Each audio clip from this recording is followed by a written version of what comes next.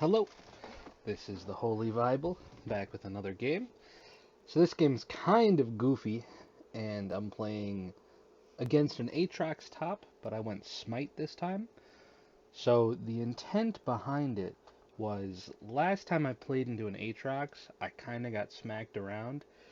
It's kind of a difficult matchup. He does a lot of damage and can generally sustain a lot of what you can do unless you're really ahead. So the idea was that I would proxy farm and counter jungle a decent amount. And although Smite is kind of whack, later in the game it becomes really strong because you get the jungle item at 20 minutes and you no longer get a debuff from um, the jungle tax, whatever the debuff name is, I cannot think of it, but you no longer get the negative gold penalty. So what that means is that around 20 minutes, you can buy the jungle item for 350 gold and have infinite mana sustain for the rest of the game, as long as you can stand in the jungle, at the cost of your summoner spell, of course. But it isn't super necessary to have this summoner spell, because if you don't intend to fight your laner a lot anyway, it can be pretty beneficial, especially for counter jungling. So Aatrox ended up being a little bit AFK in the beginning of this match, so I got a pretty decent early push, and I wanted to recall for a cull here, but I realized instead I wanted to go towards the Ravenous Hydra, and it would probably be better if I just go for an item that builds into that. I also went Minion Dematerializer to help with proxy farming better, so that I would have an easier time one-shotting the wave.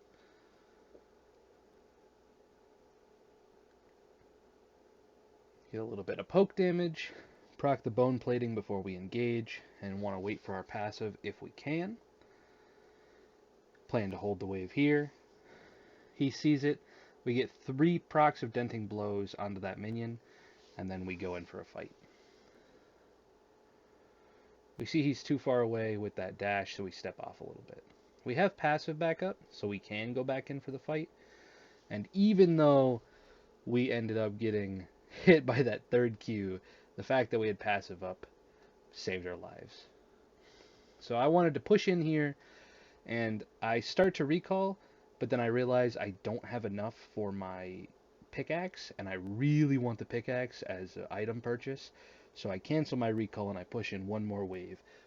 Now this is super greedy, but I really wanted the pickaxe on my next back because it's pretty difficult to get up to 875 gold. It's kind of an awkward purchase range, so it's better to get there if you can right now.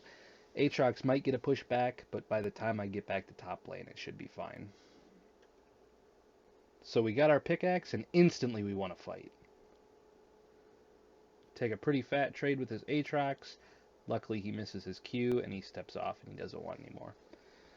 I kind of want to push in here. I know that he's still level 5, so I go for this fight. Unfortunately, I cancel an auto attack, and he does get out. He would have died had I hit it, but given that I missed it, you win some, you lose most. It's okay. Here I try to outplay the Amumu by getting my blast shield back up, but naturally he has another Q. Thankfully, on the bright side, Aatrox does waste his ultimate to try to get an assist. So here we are, back to pushing. Rift Herald is up, and I am eyeing this, as I always am. It is super beneficial to get as a top laner, and Vi takes it very quickly. I want to put down a ward over here just to make sure Aatrox doesn't come in, and then we poke him in the eye as many times as we can. I see Scuttle Crab spawning and my Zed walking down towards a bottom roam. So instead of going top, I decide to push it mid because, one, mid is a better lane to get the turret gone on just because it opens up the map a lot. And two, being a super greedy player that you are, you want as many plates for yourself as you can get. So if you can get this first tower and the plates here, that leaves all 5 plates up top still for me to get.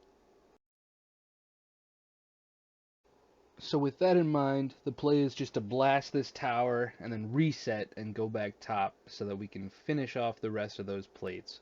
I'm out of mana, so I can't do much anyway, so I might as well get back to the fountain before we get ourselves back on the map. Normally, I like to get Blade of the Ruined King or Sunderer or Triforce first, but since I want a proxy farm and potentially double proxy, I feel like Ravenous Hydra is the way to go. As you can see right here, it just absolutely decimates the wave. And as you can see, Smite hasn't really been a detriment to my laning phase really at all, aside from maybe the Amumu gank or letting Aatrox live, but that was more due to an auto attack cancel rather than the summoner spell. So here, Q one-shots the wave, and normally I like to put 3 points into E, and then either max W or Q, but for one-shotting waves, Q does an exceptional job, and for proxy farming, if you're behind enemy lines, you want your dash cooldown up as often as you can. So we see Ivern up here. I try to lock him down, and it causes him to miss his E or his Q, but I just flash for it. Zed was there for backup as well, but I want the kill. Here Zed was taking my wave, and so I just wanted to get in there. I fail the Q, naturally, but since we have so many people up top, I feel it's safe to go for this Gromp. I have Smite, and so the healing from that, plus just the natural healing from Gromp, gets me back up to 75%, which is absurd. Since Aatrox is spawning now, I know he'll be walking up to top lane very soon. Rumble is currently mid, and bottom lane is fighting. That means I should be safe to go for this double proxy here. Basically, you walk back and forth, catch all the minions that you can, and then naturally Ravenous Hydra does its job. Absolutely blast the minions, and you get 2 waves. You get to stop the Rumble from pushing the next wave. Aatrox finally comes back. Luckily, he misses his Q, and I get to get out to safety with Zed there to back me up once again, even though I'm out of mana. This is a super risky strategy, but if you can find a timing and a method to pull this off, you get yourself super far ahead, and it works especially well if you have a mid laner who likes to roam, because then you can catch his wave from the quote-unquote safety of the enemy team's base. Here I see a big play bot lane, so we go down bottom to catch up and finish off the fight. My team dies, but I'm able to clean up in a 1v3. Pretty easy money. And now, because it's still 13 minutes, I got 5 plates mid, or I got 4 plates mid, 5 plates top, and now I'm going to get plates bottom as well. So I am incredibly strong this game from tower plates alone. And I don't even have Hull Breaker. A lot of times Hull Breaker is the one that, takes the towers quickly, but as long as you're in the right place at the right time, or have such a lead that you're able to do it, you can do it with whatever items you require. Sorry, that you acquire. So here I'm getting low on mana, and I know that the bot lane should be back soon, so I start to step back rather than continuing to finish off the tower. It's almost dead anyway, so it doesn't matter too much. My team is elsewhere on the map, doing their own thing. We're good to go. Trinity Force is really good for split pushing and just damage in general, and it synergizes really well with Lethal Tempo because it has a stacking attack damage passive, and Lethal Tempo, obviously you auto attack quite a lot. So the game plan here is just a back to split pushing, kill this minion wave as quick as we can, bop a couple turrets, the classic. Go and take a couple jungle camps. Notice the team is fighting, but our wave is at the tier 2 tower, so we're going to ignore that a little bit. So here, I saw my team fighting up top. I was semi-low on mana just from using it, and so instead of helping them out here, I go for the, once again, super greedy play, and I push for this tier 2 tower. It gives, as you can see, 550 gold plus the 50 local gold, so 600. So it counts as 2 whole kills. So that's better than me potentially dying in the team fight that looked lost anyway. Sure, my team died, but I'm once again getting super, super ahead.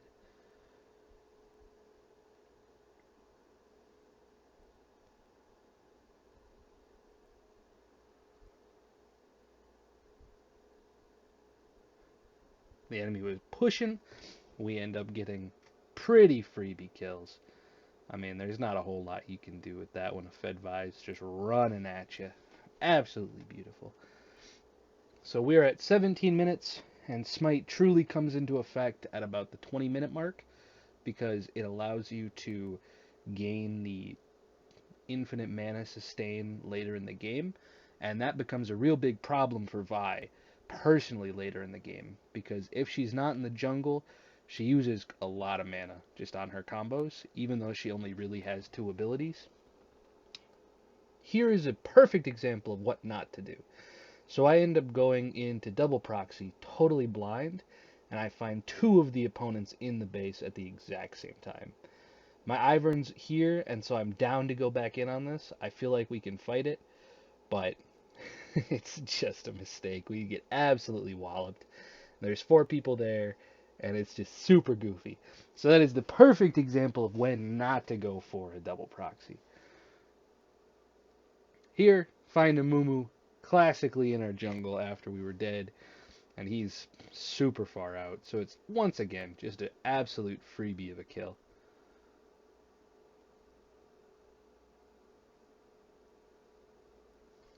I want to recall because Baron's up very soon.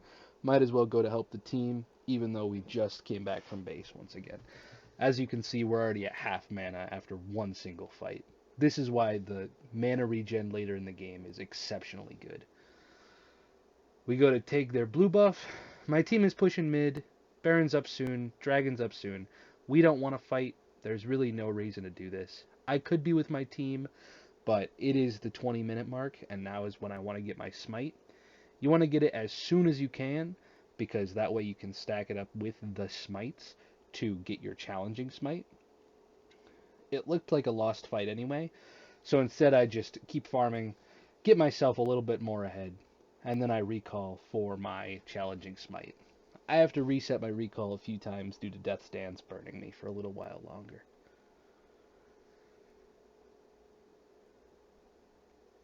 So challenging smite, it ends up giving you the mana regen as soon as you buy the item. You don't even have to finish it. The enemy team were pushing here, once again, way too far out of position. Get the buffered R, even though he dashes out of the range, and would just absolutely slap him up. Not a lot he can do there.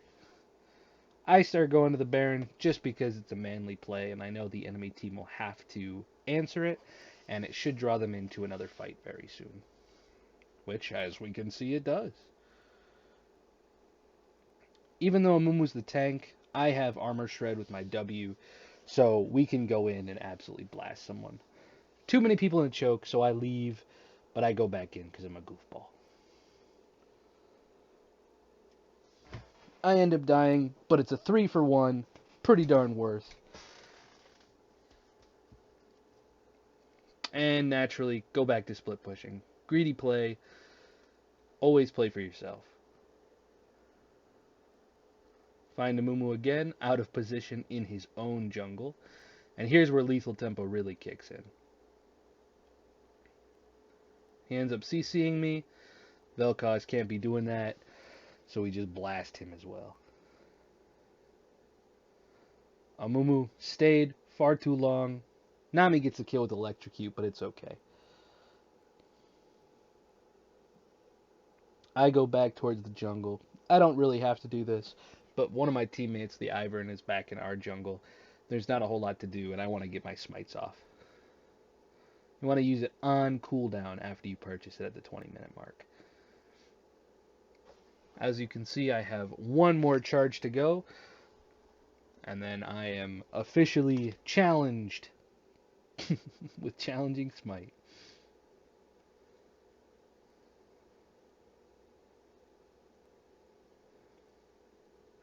Here I go up to catch the wave, make sure my wave gets into the tower.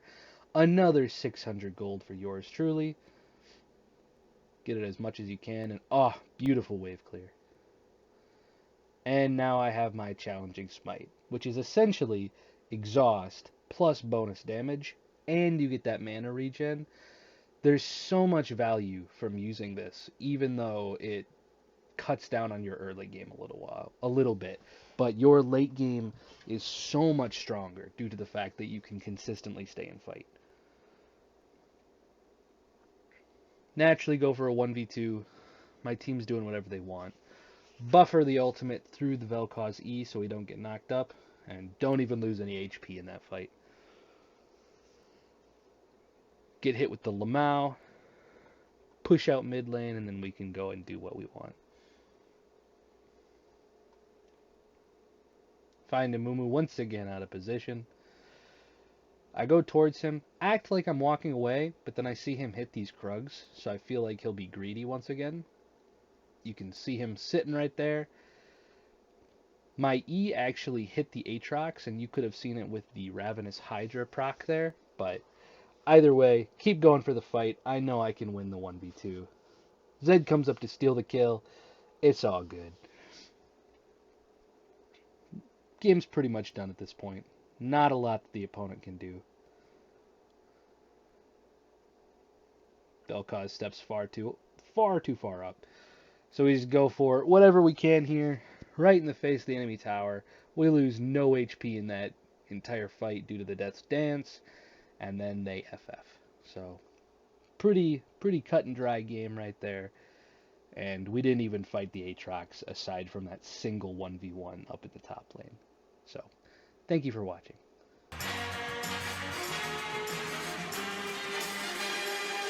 Who needs a beat down?